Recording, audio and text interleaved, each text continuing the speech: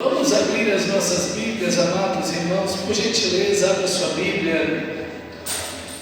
No livro de 1 Pedro, nós estamos meditando nesse livro, falando sobre as perspectivas cristãs do sofrimento. As perspectivas cristãs do sofrimento.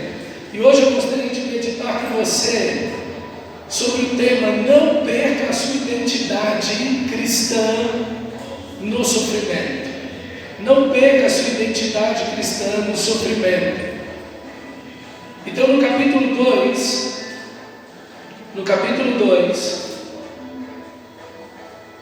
de 1 Pedro, versículo 9, esse texto é muito conhecido, a gente geralmente conhece esse texto de memória. 1 Pedro 2,9 diz: vocês, porém, são geração eleita, sacerdócio real, nação santa, um povo de propriedade exclusiva de Deus, a fim de proclamar as virtudes daquele que vos chamou das trevas para a sua maravilhosa luz. Esse é um dos versículos que, logo quando você é novo convertido, você aprende. Ele fala da identidade do cristão. E Pedro, que está escrevendo para essas igrejas que estão em vários locais, espalhadas ali hoje onde é a Turquia. Pedro sabe que eles estão passando muitos sofrimentos, lutas, perseguições, está havendo muita adversidade contra aqueles cristãos. Então Pedro está escrevendo para eles sobre o sofrimento, como a gente vai encarar o sofrimento, como a gente vai ver o sofrimento. E uma das questões de Pedro, um dos pontos de Pedro nessa epístola, é que eles não percam a identidade deles no meio do sofrimento, porque é muito comum, irmãos, a gente ficar sem saber o que fazer no sofrimento, ou quem somos no sofrimento, ou ler as situações, entender o que está se passando conosco. O sofrimento muitas vezes nos deixa cegos, às vezes nos deixa sem uma percepção completa do que estamos vendo. Nós ficamos fixos num ponto, não conseguimos ver o todo, estamos envolvidos na situação, não conseguimos enxergar o todo e nos perdemos nesse processo. Não sabemos às vezes o motivo por que estamos sofrendo. Às vezes, quando o sofrimento é injusto, fica pior ainda de compreendê-lo, porque a gente fica pensando: mas como é que alguém que está fazendo a coisa certa está sofrendo desse jeito? Então o sofrimento, ele em si, ele não vai trazer benefícios para o ser humano, a não ser que ele veja o sofrimento em Cristo Jesus, que ele enxergue o sofrimento sob a ótica de Cristo Jesus, o nosso Senhor. E é justamente o que Pedro está fazendo, ou que Tiago, ou que Paulo, enfim, todos os apóstolos, todos os escritores bíblicos, quando falam de sofrimento, eles tentam dar e trazem a perspectiva bíblica para que os cristãos não sofram à toa, mas possam sofrer para a glória de Deus. E Pedro, então, ele vai usar no livro dele várias imagens. Por exemplo, ele acabou de usar a imagem aqui de que a igreja é um templo, era um negócio muito marcante para o povo de Deus. O povo de Deus do Antigo Testamento, o povo de Deus do Novo Testamento também. O templo era um lugar em Jerusalém muito marcante. Então, Pedro está dizendo aqui: vocês são pedras vivas, que estão sendo edificados sobre a pedra viva, que é o fundamento, Cristo Jesus. A pedra que os construtores rejeitaram, que os religiosos rejeitaram. Vocês estão alicerçados sobre essa pedra viva, que é Jesus. E cada um cristão é uma pedra que vive e é levantada. E o que nós formamos? Um santuário para Deus. Paulo usa a mesma ideia em 1 Coríntios. Nós somos santuário de Deus, nós somos habitação de Deus no Espírito. Então a Bíblia vai mostrando para a gente essas figuras maravilhosas, e Pedro lança mão disso.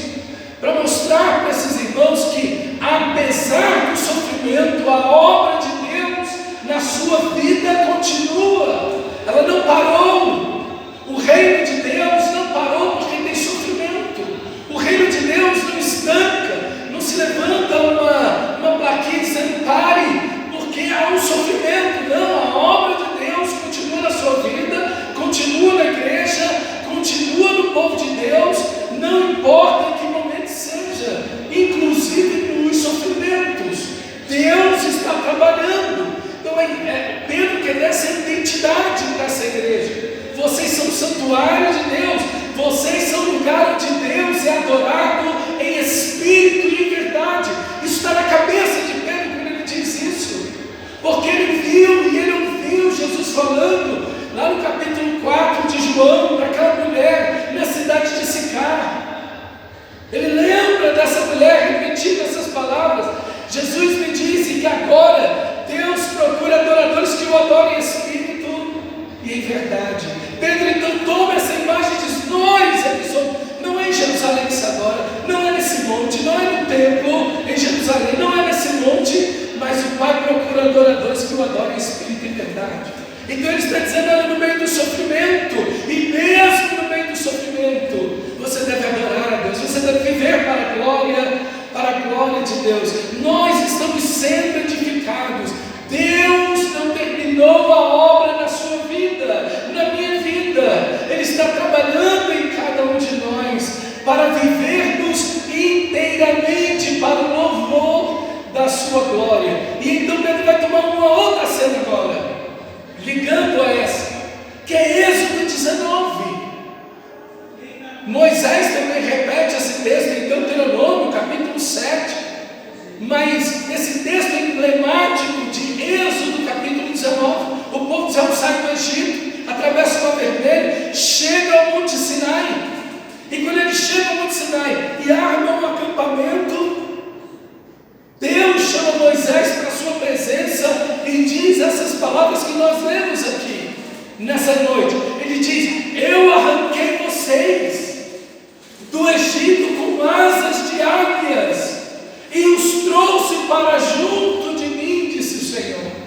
Eu trouxe vocês para mim, para fazer de vocês, como está escrito nesse texto, uma geração eleita, um sacerdócio real, uma nação santa, um povo de propriedade exclusiva de Deus. E aqui Pedro acrescenta: a fim de proclamar as virtudes daquele que me chamou das trevas para a sua maravilhosa luz. Que coisa extraordinária esta imagem que Pedro traz para esses irmãos em sofrimento, porque é a mesma imagem que o povo de Israel está vivendo lá no Egito. Eles são escravos, eles estão debaixo do chicote, da fome, da sede, do trabalho árduo, da perseguição. Estão tentando matar, eles estão matando os meninos recém-nascidos. Eles estão debaixo de um sofrimento terrível, eles estão chorando, gemendo, debaixo de tão grande sofrimento. E Deus então desce, ouvindo, não porque eles estavam orando a Deus, eles estão chorando, eles estão lamentando o sofrimento deles, mas Deus ouve aquilo, Deus vê aquilo, Deus sente aquilo, e desce, diz o texto sagrado de Êxodo 3, para livrar o seu povo, ainda que eles não estivessem orando ao Senhor. O Senhor ouviu o seu clamor, e veio e desceu para libertá-los, e os trouxe, os redimiu, os salvou, os arrancou com mão de ferro, com mão poderosa, destruindo os deuses egípcios, e os trouxe para junto dele. Aqui está a mesma imagem que Pedro está tentando colocar na mente desses irmãos.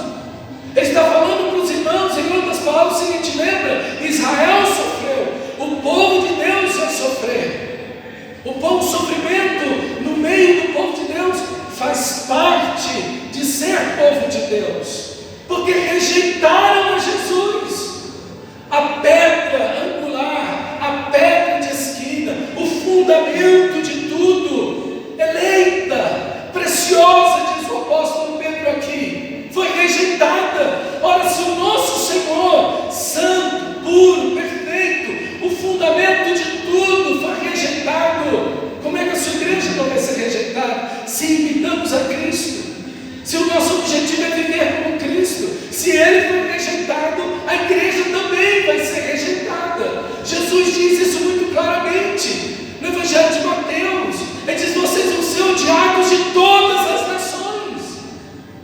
A igreja não pode, o cristão não pode simplesmente querer ser um politicamente correto. Não, a gente quer ser amado por todo mundo.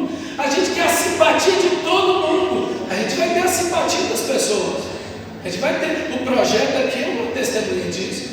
Os pais que cantavam aqui com o projeto, eles vêm, eles elogiam lá no grupo, lá do projeto, lá no WhatsApp. Os pais elogiam, aí eu vou fazer visita, um elogio atrás do outro, das irmãs que trabalham, que está todo mundo dando aula, aquela coisa mais bonita, o acolhimento, o amor, o carinho que a gente recebe do povo, que a gente recebe dessas crianças. Então as pessoas olham isso e veem de fato algo maravilhoso ali. Mas a gente não pode ser inocente, dizer, não, eu quero ser aceito por todo mundo.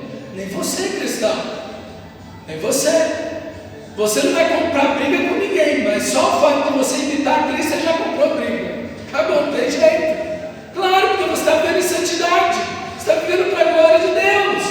Então, naturalmente, a luz vai brilhar, as trevas vão reagir. Isso acontece dentro de casa, isso acontece no trabalho, isso acontece na escola, isso acontece na vizinhança, em todo lugar.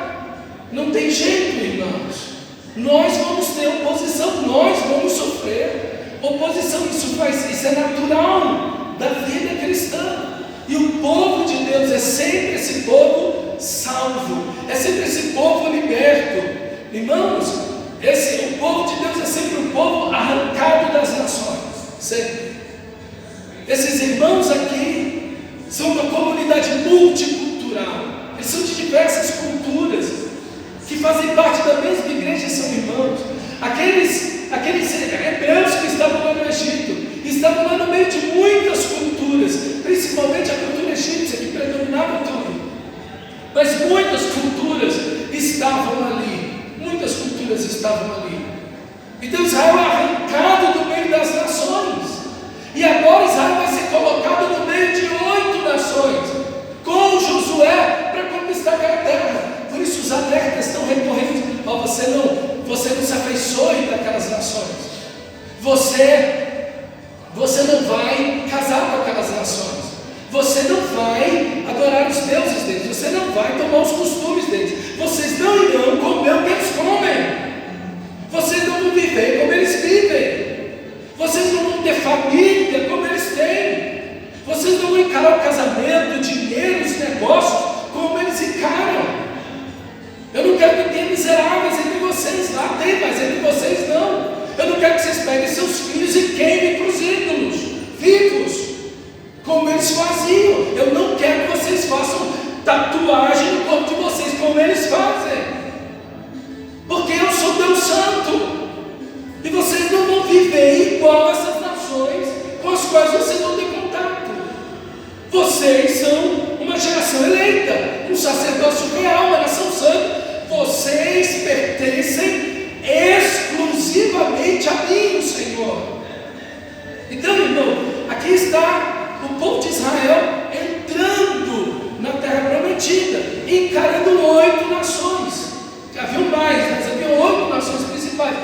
E a grande falha foi essa. Quando você lê o livro de Juízes, você vai ver que a grande falha de Israel foi se envolver com essas nações, foi imitar essas nações, foi perder a sua identidade. Foi perder a sua identidade. E aqui está um grande desafio para todo cristão em todas as épocas.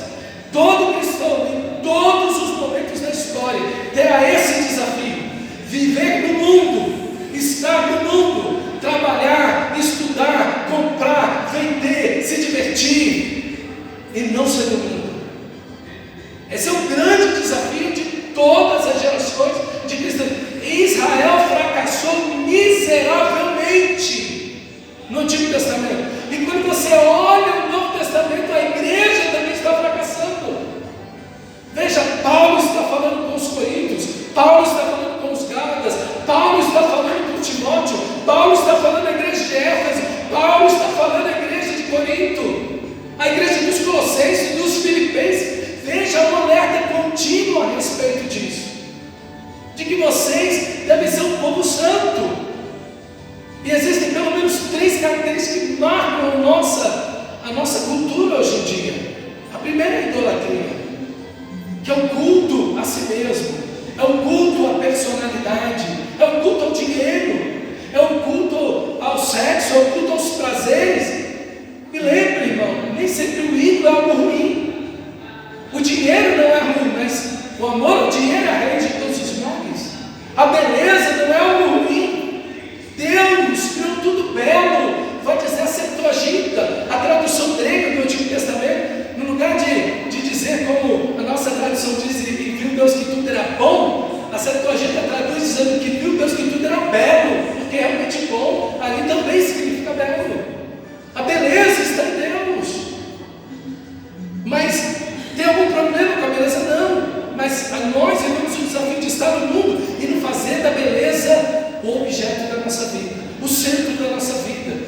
o alvo da nossa vida. Não, tudo na minha vida é o corpo, é a beleza.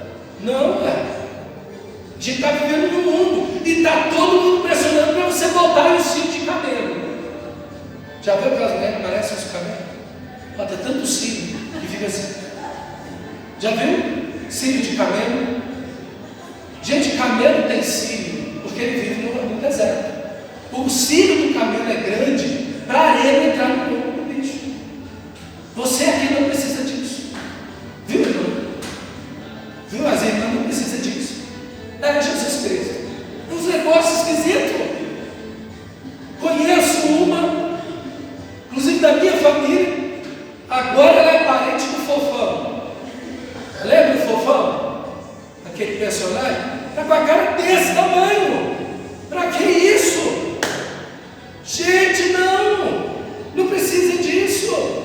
Você está no mundo, cristão, mas você não é do mundo. Você é de Cristo. Então a idolatria está aí, a idolatria do dinheiro, a idolatria do corpo, a idolatria do sexo, a idolatria do poder, dos diplomas, enfim. Não, queridos, da religiosidade, dessa espiritualidade esquisita que nós temos aí hoje em dia. Essa espiritualidade doida que essa gente tem.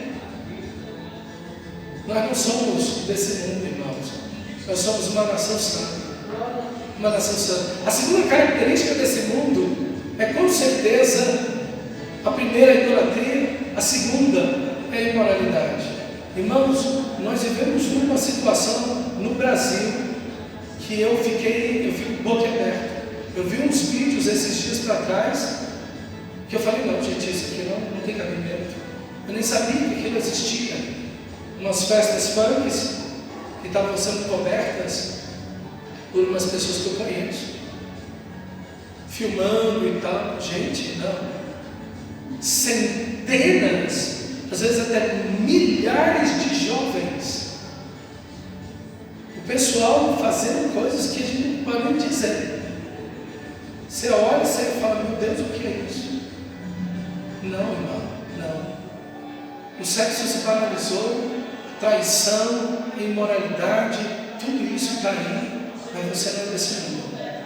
Você não é desse mundo. Ah, pastor, mas todo namorado transa.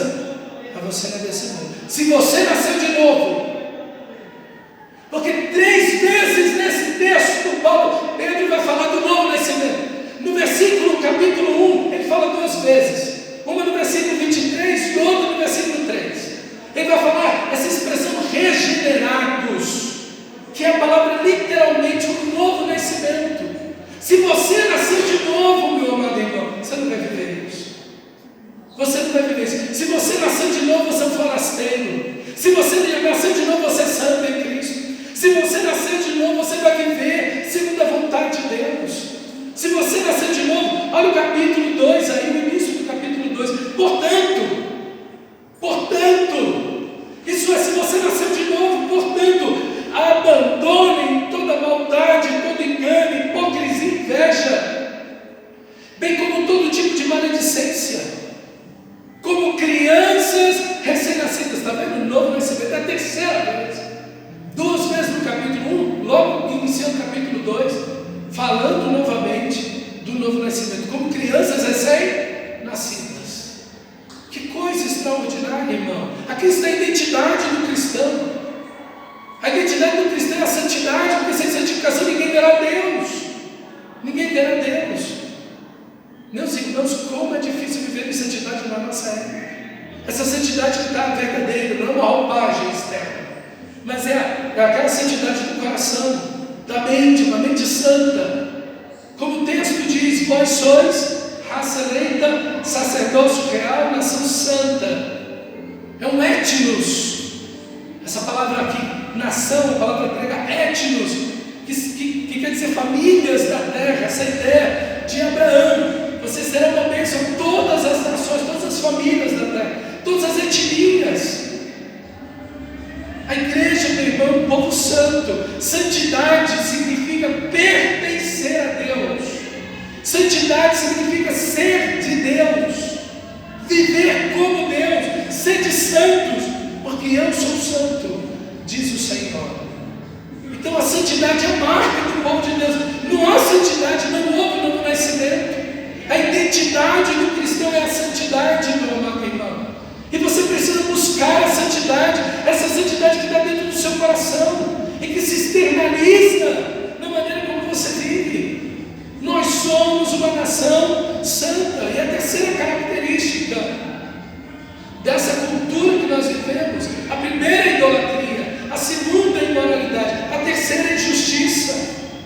Meus irmãos, quanta injustiça, quanto roubo, quanta mentira, quanta violência, quanta corrupção, quanto feminicídio, quanta violência contra a criança.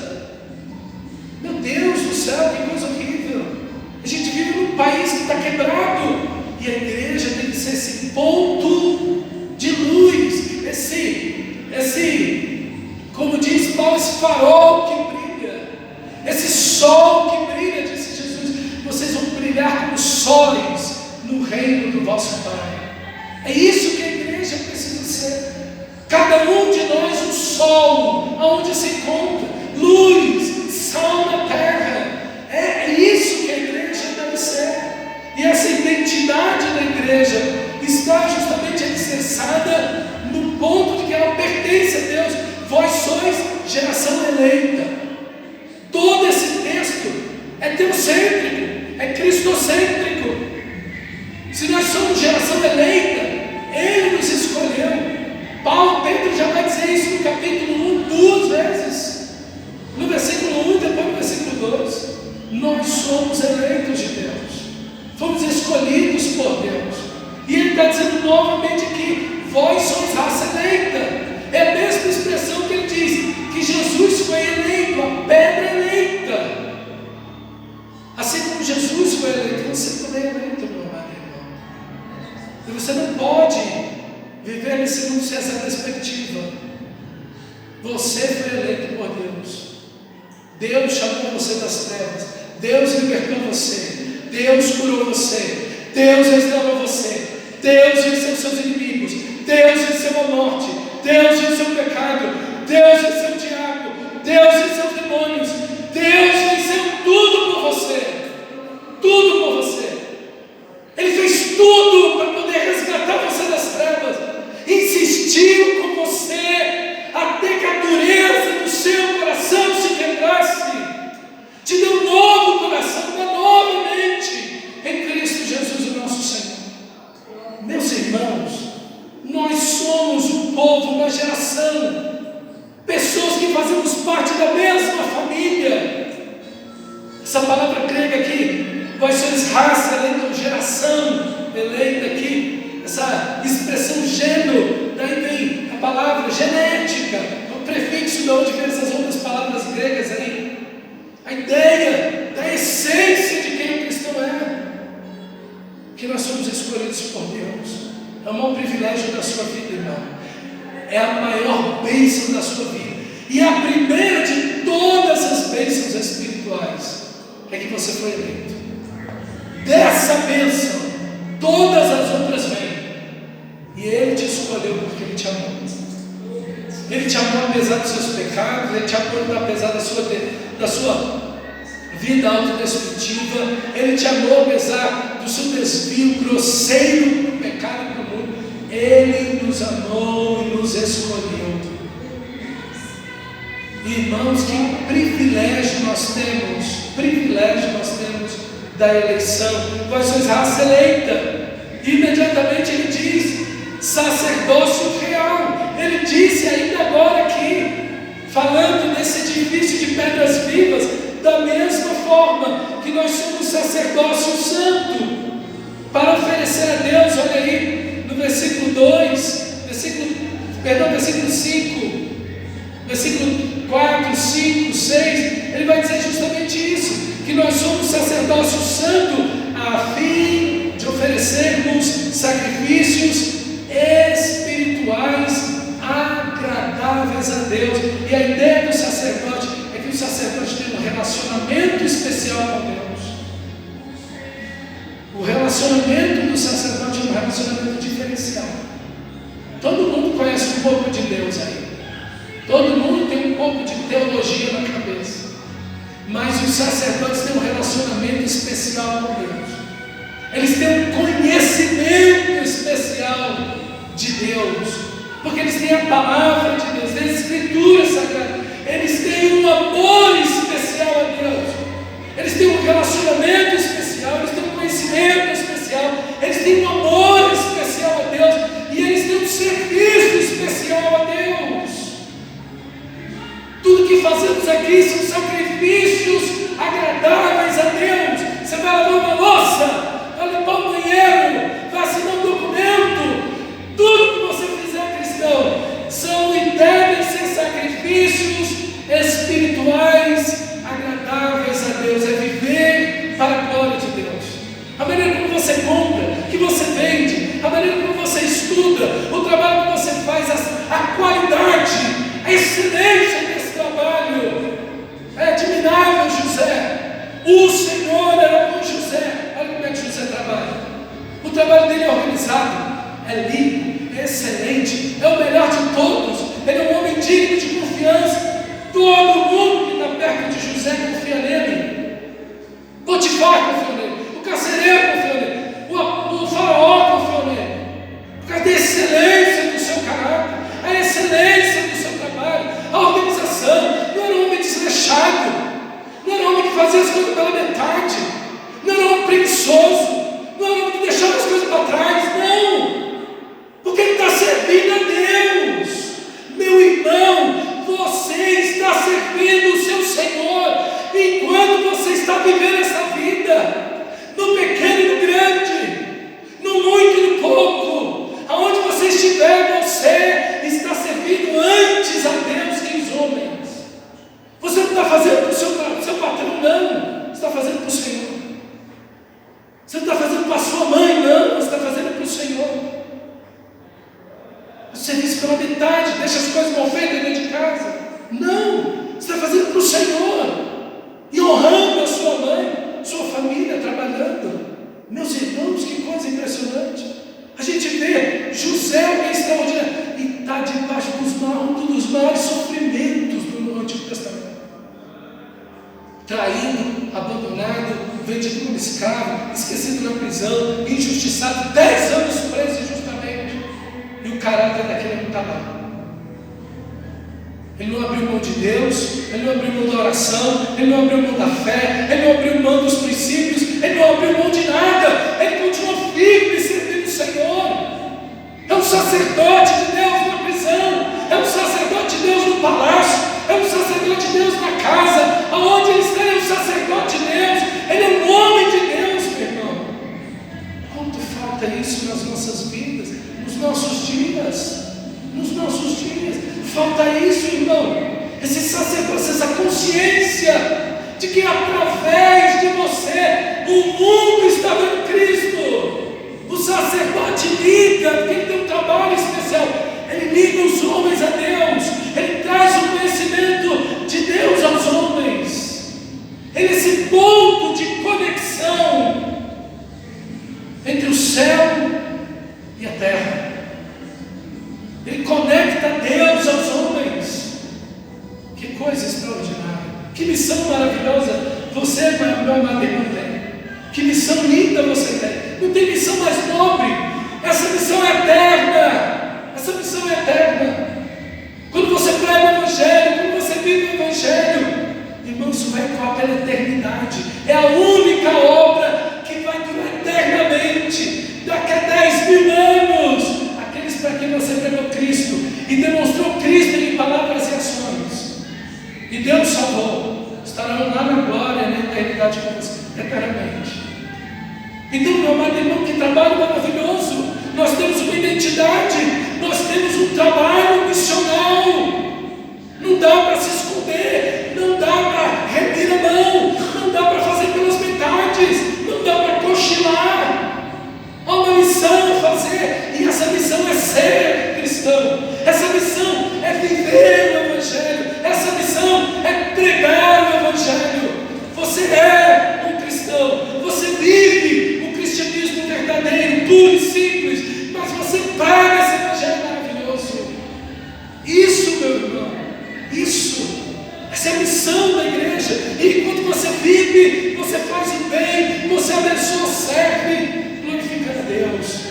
Vós sois, diz o nosso texto, versículo 9, vocês são geração eleita, sacerdócio real, nação santa. Nação santa. A santidade nos distingue. Deixa eu te dizer algo. Você se vê na santidade. Às vezes no começo você olha assim e fala, cara, parece que eu estou em desvantagem. Parece que tem gente no mundo que está melhor que eu. Parece que tem gente no mundo mais feliz que eu, mais realizado que eu, que tem mais do que eu. E eu, às vezes, por viver em santidade, não estou me divertindo tanto, não estou tendo o tanto que eu gostaria de ter. Deixa eu te dizer algo. O efeito da santidade, o efeito mais pleno da santidade, você vê a médio e longo prazo. Assim também como o efeito do pecado, você vê a médio e longo prazo. Então não se arrependa de viver em santidade. Não se arrependa de obedecer a Deus. Não abra mão da obediência a Cristo Jesus. Porque o mundo está aí, como disse o salmista, eu quase desviei os meus pés. Porque o corrupto, o ladrão, ele rouba, ele mente, ele vai contra Deus. E ele tem saúde, a gordura ele salta dos olhos, mal algum dos mortais alcança ele, eles são felizes, suas casas, dispensas estão cheias, e eu em vão lavei a mão na inocência da santidade. Ele diz, eu pensei assim como um doido, até o momento que eu entrei na presença de Deus, participando do culto, os olhos dele se abriram.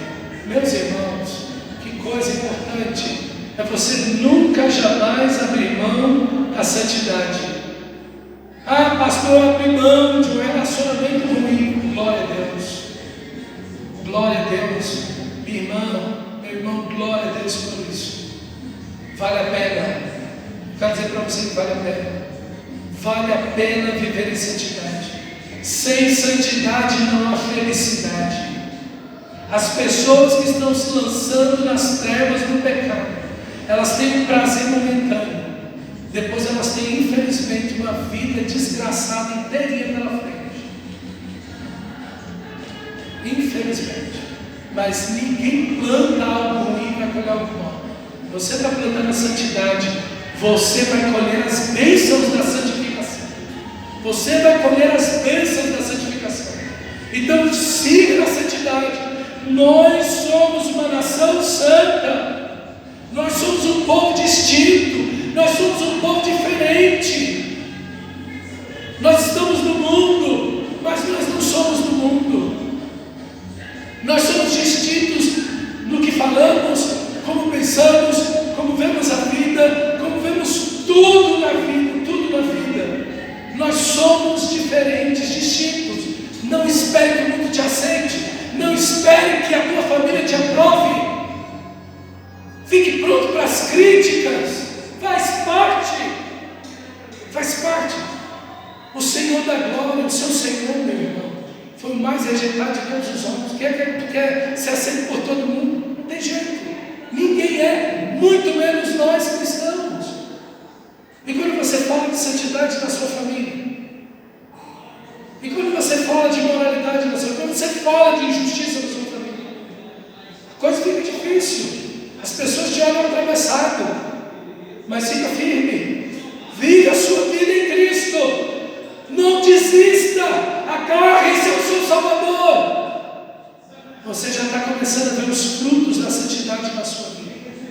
Você já consegue ver os frutos amadurecendo da santidade na sua vida. Então não abra mão de nada, irmão. Por ninguém. Não abra mão da santidade. Por ninguém. Nós somos uma nação santa, um povo de propriedade exclusiva de Deus. Pertencemos unicamente a Deus. Aqui quebra-se toda a religiosidade. Porque a religiosidade, como diz o nosso texto aqui, no início do capítulo 2, a pedra que Deus edificou, que é Jesus. O fundamento, os religiosos. Jesus usou tantas vezes esse texto. A pedra que os construtores rejeitaram vai ser a principal pedra de ângulo. Jesus usou essa expressão tantas vezes. Os religiosos, irmãos, os religiosos, eles negaram a Cristo. Volto a dizer isso para você. Spurgeon disse que a religiosidade é pior do que o ateísmo. E nós vivemos num país extremamente religioso. Não, eu tenho Deus. Não, eu estou com Deus. Estou lá no boteco, estou lá na night, estou na imoralidade, estou na mentira. Engana as pessoas, falam mal dos outros, passa a perna, toco. Eu tenho Deus e vivo como mundano. Não, meu irmão. Um povo que pertence só a Jesus. Veja, tudo é Ele. Uma nação eleita, um sacerdócio real, uma nação santa, um povo que só pertence a Ele. Veja, a vida do cristão tem como centro de tudo Cristo, sua vontade, sua palavra, seu querer, sacrifícios espirituais que servimos ao nosso Senhor, com toda a nossa vida, com toda a nossa mente, todo o nosso ser, para a glória de Deus. Meu irmão, que você possa viver exclusivamente para Deus. Lembra, Deus não pode ser uma prioridade na sua vida. A palavra de Deus não pode ser prioridade na sua vida. A oração não pode ser prioridade na sua vida. O trabalho no reino de Deus não pode ser prioridade na sua vida. É exclusividade. Exclusividade. Prioridades mudam. Prioridades mudam. Se você, dependendo da situação, ficou doente, suas prioridades vão mudar. Se ganhou um pouco mais de dinheiro, as prioridades vão mudar. Se aconteceu um evento, as prioridades mudam. Mas haja que houver ali. Você pode ganhar milhões. Seu filho vai ser seu filho e acabou. Seu cônjuge vai ser seu cônjuge e acabou. Isso é exclusividade. Nós somos uma nação, nós somos um povo exclusivo de Deus, uma propriedade exclusiva de Deus. Você não é de você mesmo, você não vive a sua cabeça, você não vive guiado por si mesmo. Você é um povo que pertence a Deus, a Ele. O selo do Espírito Santo está em todo verdadeiro cristão. Meu irmão, que você possa viver assim, no sofrimento, nas lutas, ou em qualquer circunstância, que você viva esse texto maravilhoso para a glória de Deus. Põe-se de pé, por favor. Vamos orar nesse instante. Amém. Vamos orar ao Senhor nosso Deus. Feche seus olhos.